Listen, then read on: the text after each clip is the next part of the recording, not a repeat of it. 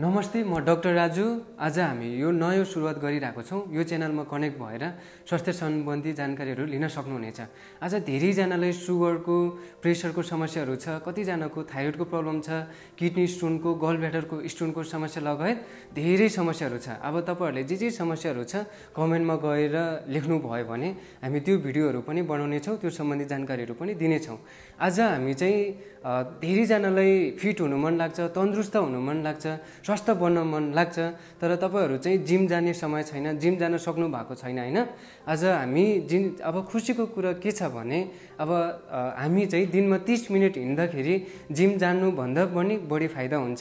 तपाईको शरीरलाई, तपाईको मनलाई, मानसिक स्वास्थ्यलाई पनि इम्प्रुभ हुन्छ। अब हामी वैज्ञानिकहरूले रिसर्च गरेर प्रमाणित गरेको 10 फाइदाहरूको बारेमा हेर्नेछौँ। पहिलो फाइदा भनेको चाहिँ इन्डोर्फिन हार्मोनको उत्पादन बढी हुन्छ।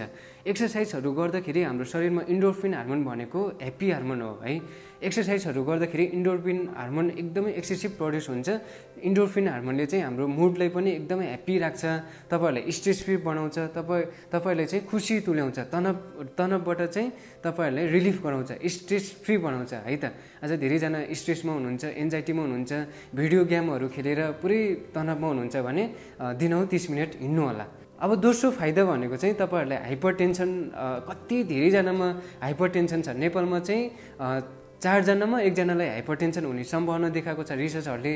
आज धेरैजनामा घरमा हाइपरटेन्सनको बिरामीहरू हुनुहुन्छ, तर हाइपरटेन्सनलाई पनि रोकथामको लागि दिनहुँ हिँड्दाखेरि फाइदा हुन्छ।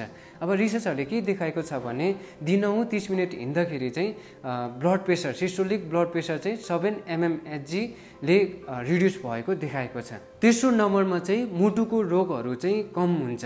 अब धेरैजनालाई मुटुको रोगहरू छ, एन्जाइटी, कतिजनालाई कोरोनरी आर्टरी डिजिजहरू छ, हार्ट फेलियरहरू छ हैन, भल्भ फेलियरहरू छ, हार्टको मसलहरूमा प्रब्लमहरू छ, कतिजनाको भल्भ पनि चेन्ज गर्नु भएको छ होला। अब कतिजनालाई कोलेस्ट्रोलले गर्दाखेरि कोरोनरी आर्टरी डिजिजहरू, मुटुको रक्तनलीहरू जाम हुने समस्याहरू पनि आउन सक्ने हुनसक्छ। त्यसकारणले तपाईँले दिनहुँ 30 मिनट जति हिँड्नुभयो भने मुटुलाई अनि शरीरमा विभिन्न रक्तनलीहरू हुँदै ब्लड प्रवाह चाहिँ राम्रो हुन्छ। त्यसले गर्दाखेरि चाहिँ तपाईँले मुटुको रोग हुने समस्या चाहिँ कम हुन्छ। रिसर्चहरूले पनि मुटुको रोग चाहिँ 20 देखि 25% कम हुने देखाइरहेको छ। चौथोमा छ तपाईँको बोन, तपाईँको हड्डीहरू चाहिँ एकदमै बलियो हुन्छ।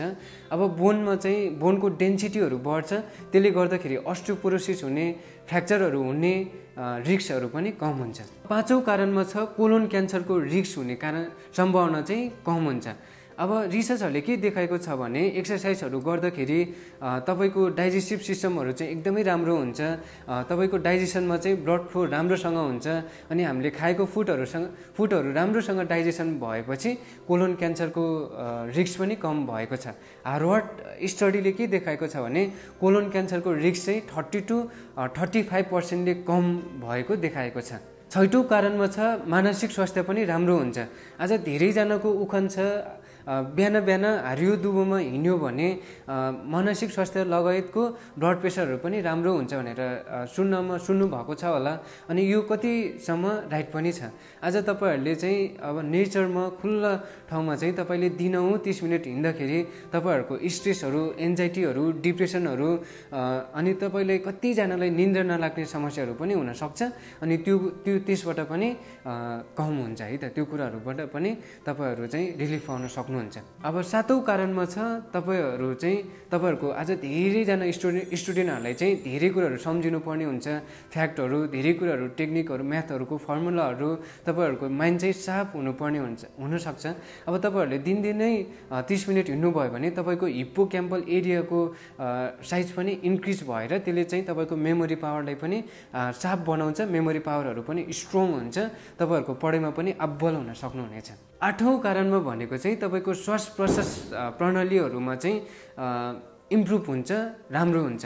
आज धेरैजना जाडो हुँदै गर्दाखेरि कतिजनालाई दमको समस्या छ अनि धेरैजना लामो समयसम्म बाट चुरोट खाँदाखेरि कतिजनाको फोक्सोहरूमा समस्याहरू छ, फोक्सोहरू, इन्फेक्सनहरू, इन्जुरीहरू कमजोर भइरहेको छ। तर तपाईँले दिनदिनै 30 मिनट हिँड्नुभयो भने तपाईँको फोक्सो पनि बलियो भएर जान्छ। 9 नम्बरमा तपाईँहरूको धेरैजनाको अहिलेको समस्या भनेको चाहिँ मोटोपनको समस्या। धेरैजना ओबेसिटी भयो भने धेरै रोगहरू लाग्न सक्छ। तपाईँले सुगर लाग्न सक्छ, प्रेसर लाग्न सक्छ, प्रेसर हुन, हाइपरटेन्सन हुनसक्छ। कतिजना ओबेसिटीले गर्दाखेरि स्ट्रोकहरू हुनसक्छ, कतिजनाको किडनी रोगहरू होइन। मोटोपनले धेरै रोगहरू निम्त्याउँछ। अनि तपाईँहरूको मोटोपनको लागि पनि प्राथमिक प्रिभेन्सन भनेको चाहिँ तपाईँले 30 मिनटमा हिँड्नु हो। तपाईँले दिनदिनै 30 मिनट हिँड्नुभयो भने 100 देखि 150सम्मको किलो क्यालोरी बर्न हुन्छ। त्यसले गर्दाखेरि तपाईँको पेटको मोटोपनहरू अनि थाइको मोटोपनहरू, हिप र वेस्टको ओबेसिटीहरू चाहिँ कम हुन्छ।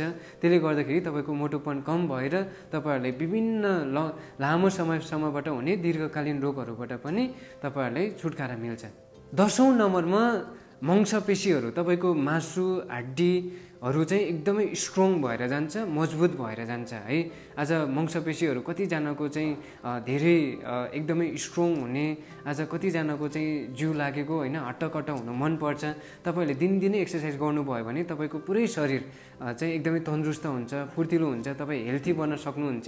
यो लगायतको धेरै कारणहरू छ। तपाईँले दिनदिनै हिँड्नुभयो भने चाहिँ तपाईँलाई दिनदिनै अब जिम जानु पैसा छैन, जिम जाने समय छैन भने तपाईँले फ्री अफ कोर्स हिँडेर पनि तपाईँले लाखौँको फाइदाहरू लिन सक्नुहुन्छ। तपाईँले दीर्घकालीन रूपमा हुने शरीरमा हुने रोगहरूबाट पनि वञ्चित हुन सक्नुहुन्छ। त्यसै कारण तपाईँहरू स्वस्थ रहनको लागि महँगो जिम होइन, महँगो ठाउँमा जानु पर्दैन। तपाईँ चाहिँ फ्री अफ कोर्स तपाईँ स्वस्थ हेल्थी चाहिँ दिनदिनै 30 मिनट बनेर हिँड्न सक्नुहुन्छ। अब तपाईँलाई यो भिडियो मन पर्यो भने यो च्यानलमा अपडेट भएर जोइन हुनुहोला। धेरैजनालाई तपाईँहरूको साथीहरूलाई, तपाईँहरूको मनपर्ने इष्टमित्रहरूलाई पनि यो भिडियोहरू सेयर गरेर जानकारी दिनुहोला। अनि आउने दिनहरूमा तपाईँहरूलाई जे समस्याहरू छ अनि त्यो कमेन्टमा गएर लेख्नुहोला। त्यो सम्बन्धी हामी भिडियोहरू बनाउनेछौँ। स्वस्थ रहौँ, सचेत रहौँ। धन्यवाद, नमस्कार।